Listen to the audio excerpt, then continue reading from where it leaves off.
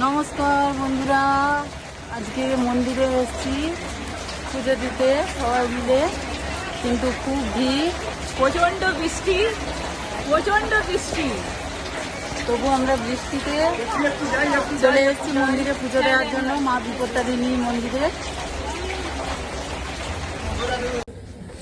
বিপত্তারিণী মায়ের মূল কাহিনী একটি সত্য ঘটনার ওপর ভিত্তি করে প্রচলিত, যা বহু বছর আগে এক রাজ্যের রাজকুমারীকে ঘিরে ঘটেছিল। এই কাহিনী মা দুর্গার কৃপায় ও ভক্তির শক্তি কতটা গভীর তা বোঝায়। এক রাজ্যে এক ধর্মপরায়ণা রাজা ও রানী বাস করতেন। তাদের ছিল একমাত্র কন্যা, যে ছিল খুবই সুন্দরী ও ধার্মিক। তার বিয়ে হয় এক রাজপুত্রের সঙ্গে। সব কিছুই ভালো চলছিল, কিন্তু হঠাৎ একদিন স্বামীর বাড়ির পক্ষ থেকে রাজকুমারীকে জোর করে সতী প্রথার শিকার হতে বলা হয়।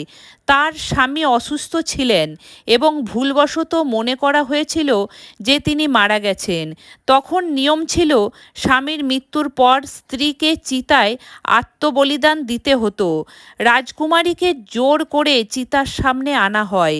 তখন রাজকুমারীর মনে প্রাণে দেবী দুর্গার কাছে প্রার্থনা করতে লাগলেন। তিনি বললেন, হে মা দুর্গা, আমি তো তোমারই মেয়ে, তুমি আমায় এই অনর্থ থেকে রক্ষা করো। এই প্রার্থনা শুনে মা দুর্গা তার বিপত্তারিণী রূপে আবির্ভূত হন। ঠিক চিতায় আগুন লাগানোর মুহূর্তে তীব্র ঝড় বৃষ্টি শুরু হয় এবং চিতার আগুন নিভে যায়। আশ্চর্যজনকভাবে এই ঘটনার মধ্যেই খবর আসে যে রাজপুত্র জীবিত এবং কিছু সময়ের জন্য অচেতন ছিলেন মাত্র।